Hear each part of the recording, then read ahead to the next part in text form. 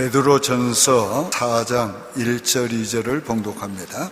그리스도께서 이미 육체의 고난을 받으셨으니 너희도 같은 마음으로 갑옷을 삼으라. 이는 육체의 고난을 받는 자는 죄를 거쳤음이니라. 그 후로는 다시 사람의 정욕을 따르지 않고 하나님의 뜻을 따라 육체의 남은 때를 살게 하려 함이니라. 할렐루야. 고난도 은혜입니다. 지난 주일에는 오늘 하루를 온전히 살아라고 말씀드렸습니다. 우리가 하루를 온전히 살려고 할 때에 고난이라는 복병을 만나게 됩니다. 그러면 우리는 놀라기도 하고 힘들어하기도 하고 또 우리가 흔들리게 됩니다. 그러나 신은 고난도 우리를 온전케 하시려는 하나님이 쓰시는 한 도구입니다. 오늘은 고난도 은혜라는 말씀을 전하려고 합니다. 고난은 여러 가지 형태로 옵니다. 먼저는 일반적인 고난이 있습니다.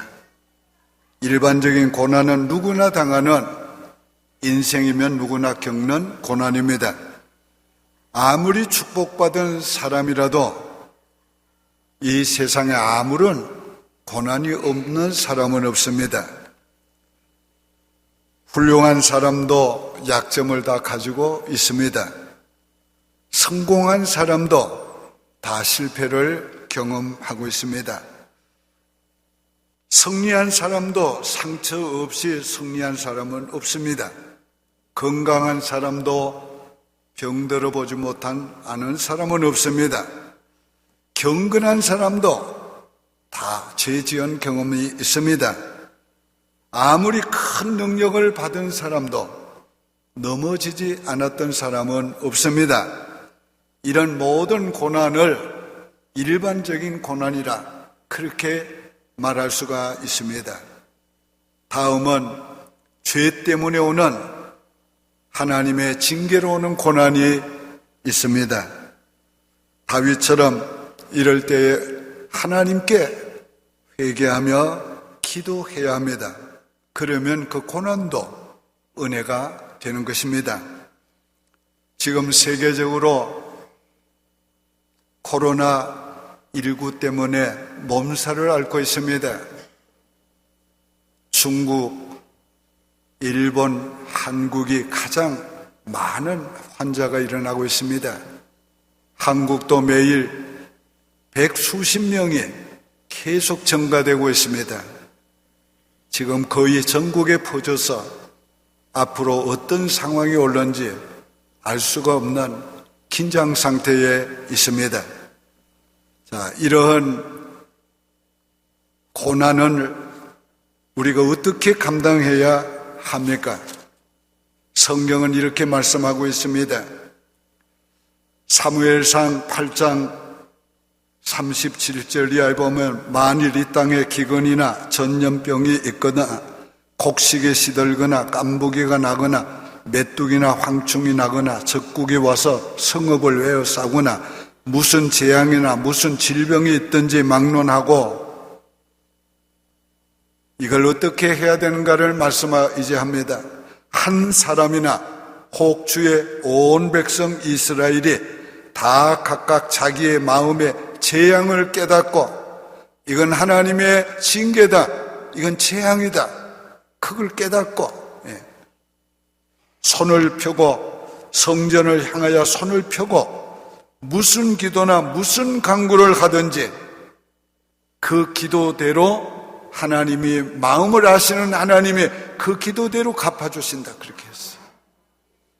오늘 그러므로 온 세계가 이때에 하나님 앞에 성전에 나갈 수 없으면 손을 들고 성전을 향해서 간절한 마음으로 부르시려 합니다.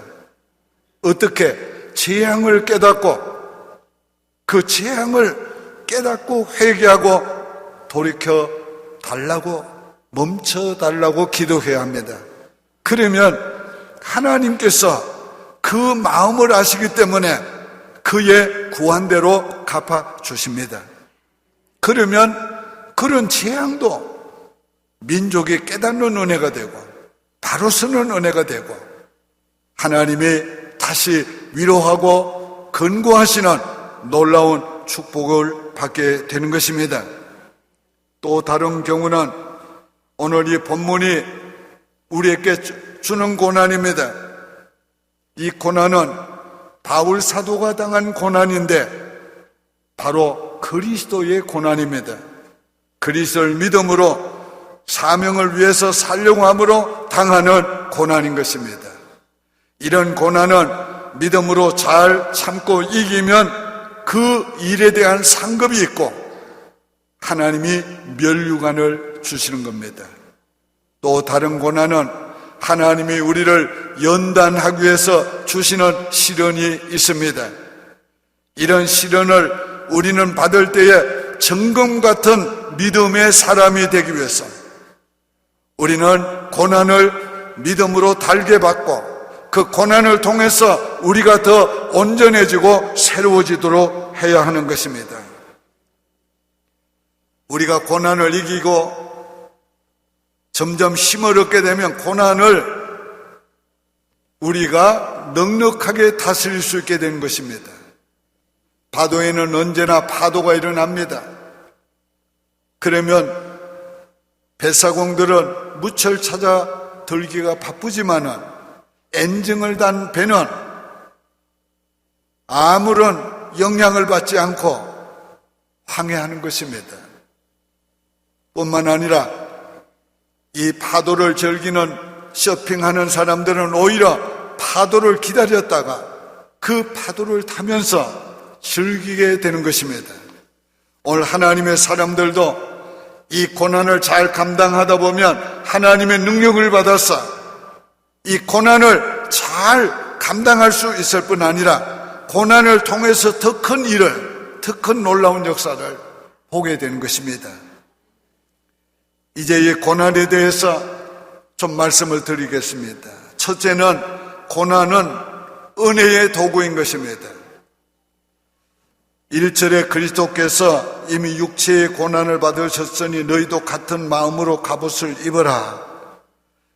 자, 이 고난을 하나님이 은혜의 도구로 쓰는데 이 고난을 통해서 어떻게 은혜를 주시는가? 순종을 배우게 하십니다.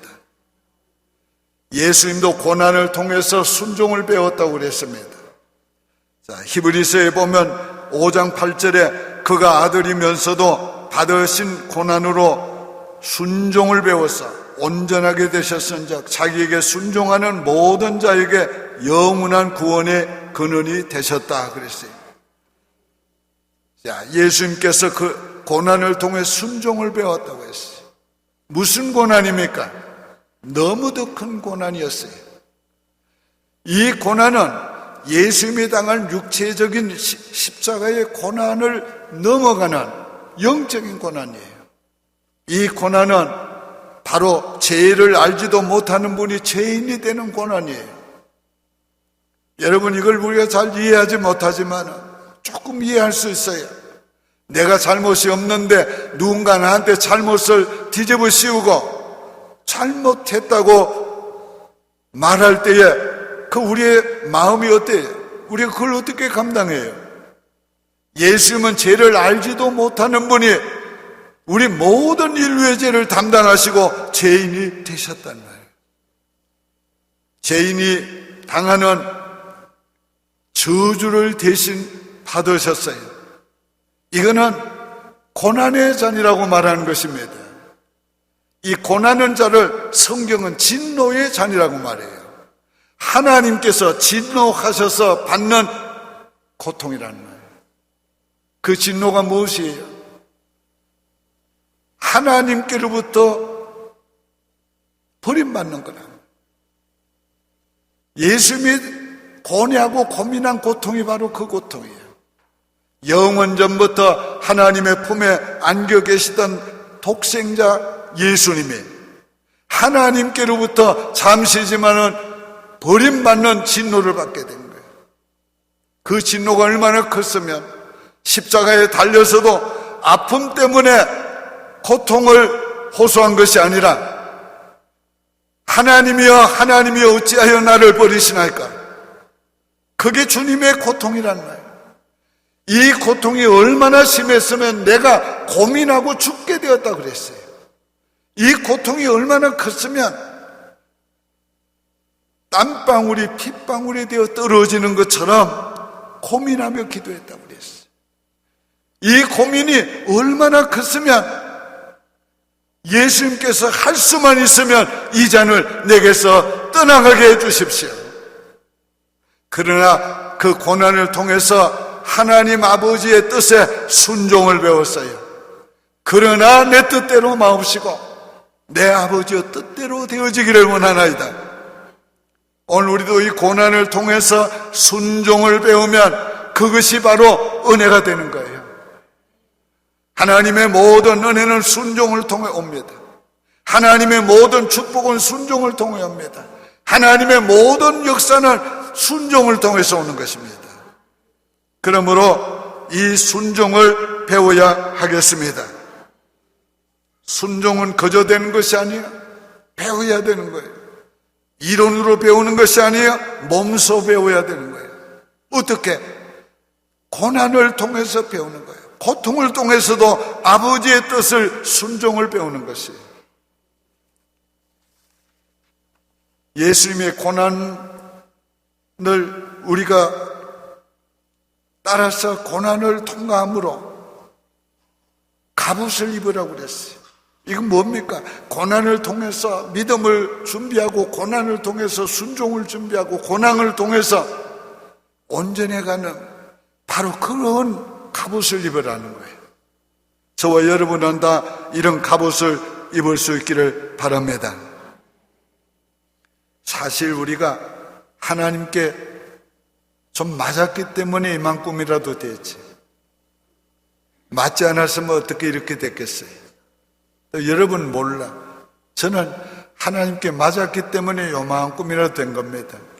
이만큼이라도 주님 의지하고 순종하고 이만큼이라도 좀 겸손해지게 되고 그렇지 않았으면 못 봐줄 거란 말이에요. 그렇기 때문에 고난이 은혜의 도구라는 것을 우리가 깨달아야 합니다. 두 번째는 고난 자체도 은혜가 되는 것입니다.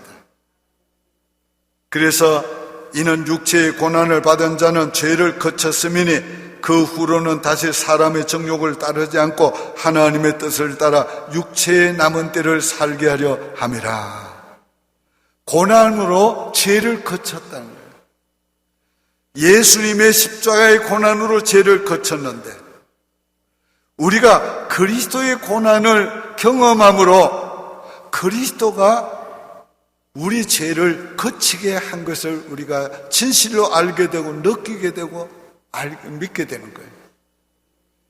예수의 사랑을 알려면 예수님처럼 사랑해 봐야 한단 말이에요. 예수님의 고난을 알려면 예수님처럼 고난당해 봐야 한단 말이에요. 그 고난의 의미를 알려면 그 고난을 통해서 알게 되는 것이에요. 오늘 우리가 고난을 통해서 예수님께서 우리 죄를 거쳤다는 것을 확인할 수 있고 확신할 수 있게 되는 것입니다.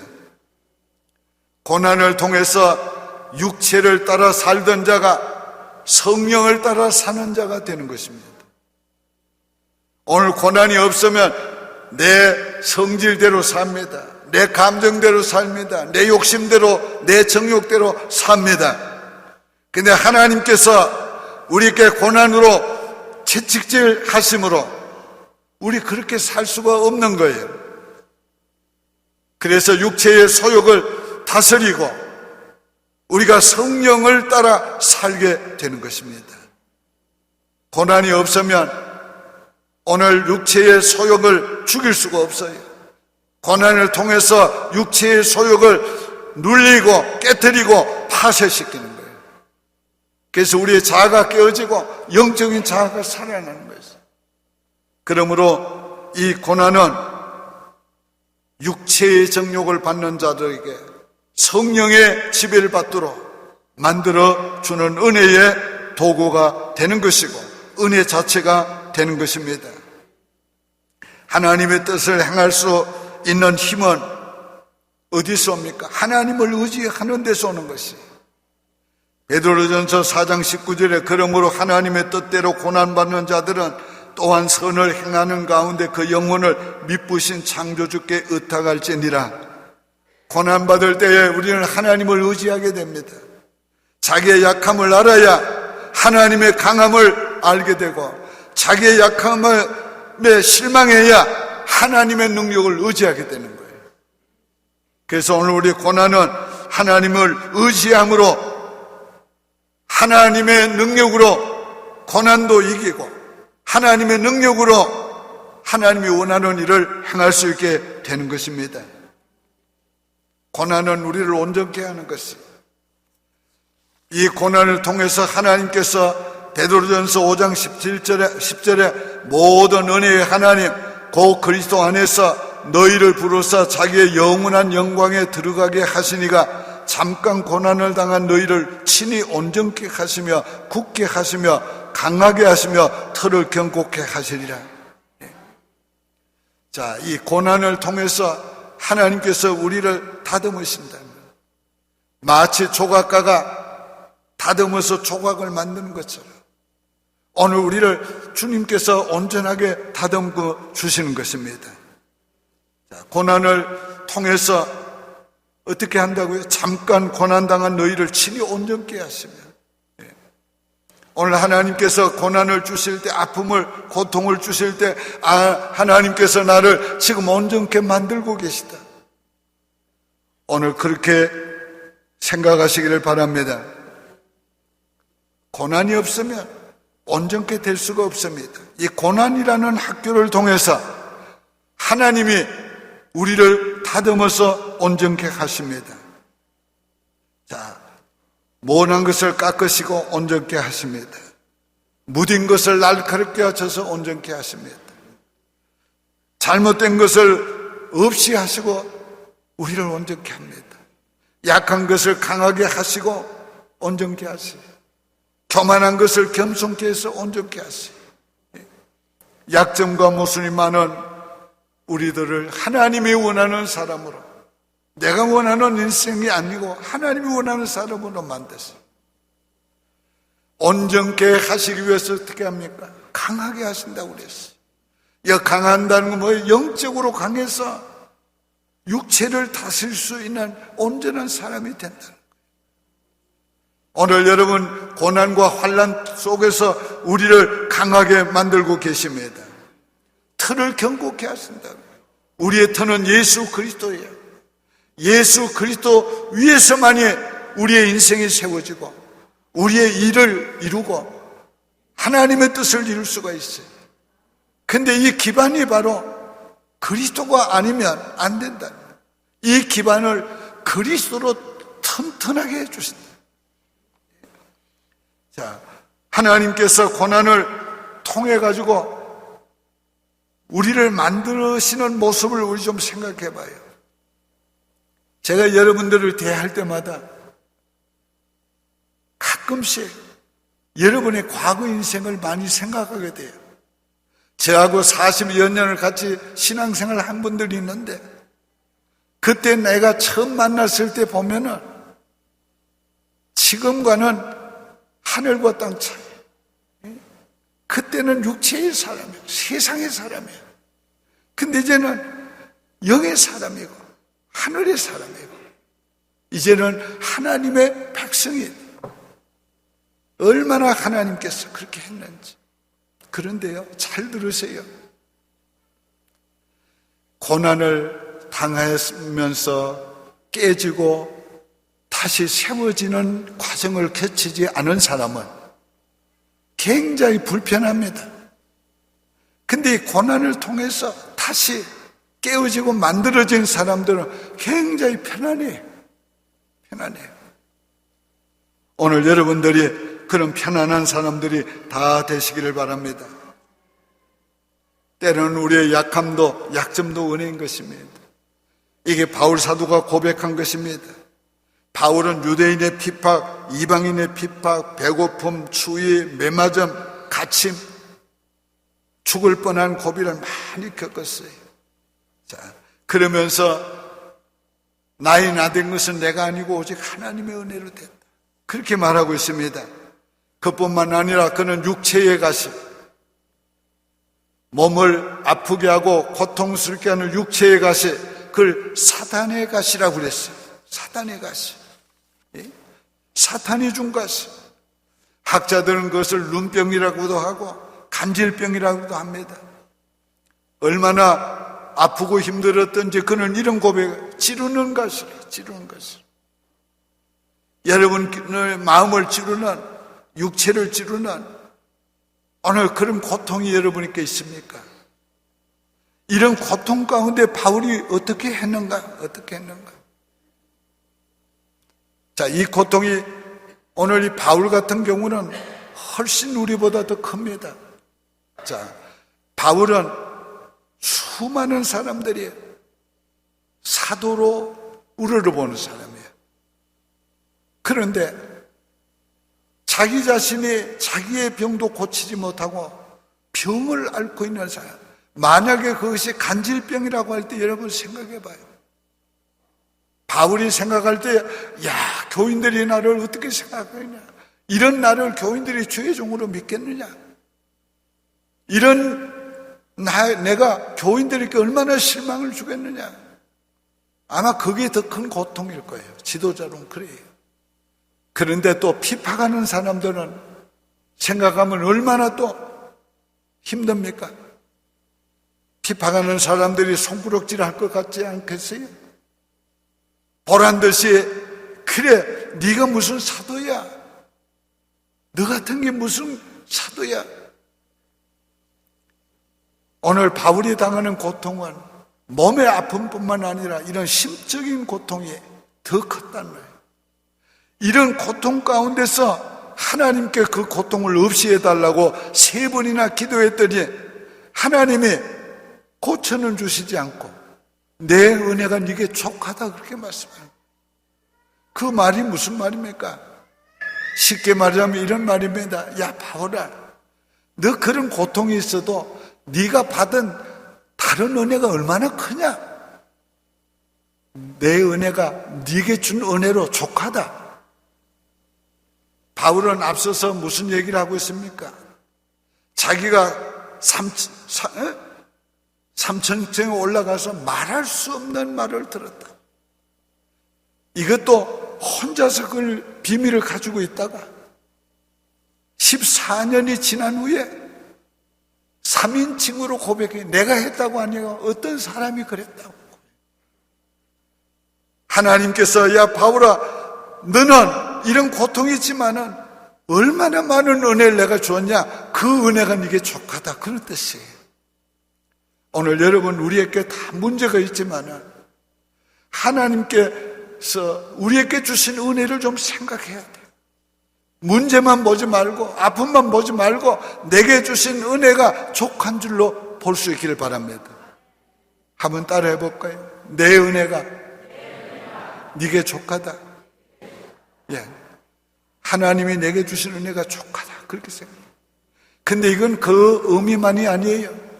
네게 주신 가시도 은혜다 그 말이에요. 네게 주신 고통도 은혜라는 거예요. 예? 그러니까 고통까지도 은혜다. 왜 그런가를 바울은 깨달았습니다. 야, 너 그 고통 때문에 내가 너를 겸손케 했다. 그래서 네가 약한 데서 강하게 만들어줬다. 네가 약한 데서 강하게 만들어줬다. 자, 무슨 의미입니까? 하나님의 은혜는 온전합니다. 그 온전한 은혜가 어떻게 나타나느냐? 내가 겸손할 때 온전히 나타난다. 물의 힘은 언제나 있지만은 그 물의 격차가 크면 물의 힘이 더 강해지는 거랍니다. 그래서 발전소는 물의 격차가 큰 곳에 발전소가 생기는 거예요. 오늘 하나님의 은혜는 강하지만은 그 은혜가 내게 강하게 나타난 것은 내가 겸손할수록 하나님의 은혜가 내게 강하게 나타났는데 너 겸손해. 그것 때문에 겸손하게 내가 만들어서 내 은혜가 네게 강하게 만들어줬다. 바로 그 말씀이 되는 것입니다. 내가 너를 겸손하게 함으로 네가 나를 의지하고 네가 나를 이렇게 기도하고 네가 나게 매달리고 그래서 내가 네 은혜가 강하게 네 능력이 강하게 해줬다. 뿐만 아니라 내 은혜가 네게서 떠나지 않도록 머물게 해줬다. 하나님은 교만한 자를 물리치시고 겸손한 자에게 은혜를 주시는데 너 항상 그 약점 때문에 항상 겸손하게 해서 내 은혜가 네게 머물게 해줬다. 그래서 바울은 뭐라고 합니까? 하나님 앞에 그걸 인해서 자기의 약함을 인해서 오히려 감사하게 되는 것입니다. 그리고 오히려 그 약함을 인해서 기뻐하게 되는 것이에요. 그럼 뭐라고 합니까? 이러므로 도리어 크게 기뻐함으로 나의 여러 약한 것들에 대하여 자랑하리니 강한 것을 자랑하는 게 아니고 잘난 것 자랑하는 게 아니고 내 약한 것 내 이 찌르는 가시 이 부끄러운 가시 이 가시를 자랑한다. 나 이것 때문에 강한 믿음의 사람이 됐다. 이것 때문에 하나님이 날 버리지 않고 오늘까지 은혜가 머물고 있다. 나 이거 약한 것 때문에 하나님이 은혜를 주었다. 나 이거 인하여 감사하고 나 이걸 인해 자랑한다. 오늘 저와 여러분도 그렇게 되어지기를 바랍니다. 아직도 문제는 있지만은 아직도 문제는 끝나지 않았지만은 그 문제를 가지고도 그 문제를 자랑할 수 있는 오늘 이런 놀라운 은혜의 사람이 된 것입니다.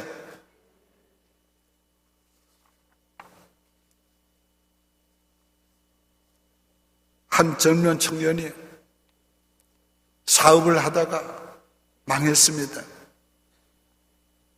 호텔에서 고민하고 고통당하면서 세상을 등질 생각까지 했습니다. 그런데 그때에 어머니의 음성이 들립니다.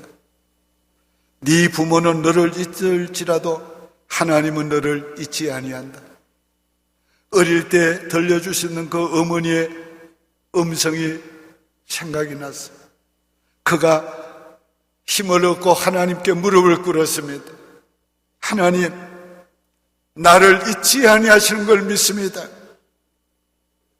내가 하나님을 잊어버리고 살았던 것을 회개합니다. 하나님, 내가 주님을 의지하고 다시 시작하기 원합니다. 그 힘을 얻었어요. 빚진 사람들을 모아놓고 그 얘기를 했습니다.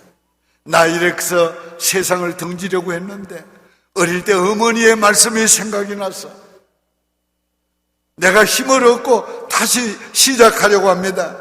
나는 하나님을 믿습니다. 하나님이 반드시 나를 일으켜서 여러분들의 빚을 다 갚게 해주실 줄 믿습니다. 그는 그 말을 담대하게 믿음으로 했습니다. 그에게 돈을 빌려준 사람들이 감동을 받고 그에게 격려하면서 다시 시작하라고 용기를 주었습니다. 그는 다시 시작해서 세계적인 힐톤 호텔을 일으켰습니다. 그가 바로 힐톤 호텔의 창업자인 콘라드 힐톤입니다. 하나님은 무릎 꿇는 자에게, 하나님을 의지하는 자에게, 하나님께 기도하는 자에게 하나님의 권세가 임합니다. 치유의 권세가 임합니다. 강하게 하는 권세가 임합니다. 부하게 하는 권세가 임합니다. 승리하는 권세가 임합니다. 오늘 우리가 고난 가운데서 하나님께 무릎 꿇어야 합니다. 결론적으로 말씀을 맺습니다. 이제는 하나님 앞에 우리가 이 고난이 또 은혜인 줄 믿고 고난을 통해서 하나님의 은혜를 주실 것을 믿고 은혜를 많이 받는 기회가 되시기 바라요. 뿐만 아닙니다. 고난 자체도 은혜인 줄 믿고 고난을 믿음으로 잘 감당하시기를 바랍니다. 오늘의 말씀을 믿음으로 받으셨으면 제가 선포할 때에 아멘으로 하답하시기를 바랍니다. 고난도 은혜다, 문제도 은혜다, 약점도 은혜다, 장애도 은혜다, 응답받지 못한 기도의 제목도 은혜다. 고난도 은혜인 줄 믿으시기 바랍니다. 기도드리겠습니다. 하나님 아버지, 우리 성도들 가운데 고난을 당한 성도가 있습니까? 아버지여, 너무도 힘들고 어려운 성도가 있습니까? 그 고난이 은혜인 줄을 깨닫게 하여 주시옵소서. 아버지여, 그 고난을 통해서 은혜 주시는 도구인 줄 믿고 하나님이 주시는 놀라운 은혜를 고난을 통해서 받고 누리게 하여 주시옵소서.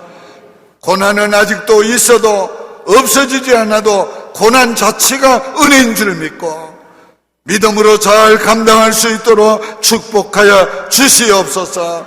고난에서 하나님께 의지하는 자가 되고 하나님께 무릎 꿇는 자가 되고 겸손히 부르짖는 자가 되게 하여 주시옵소서.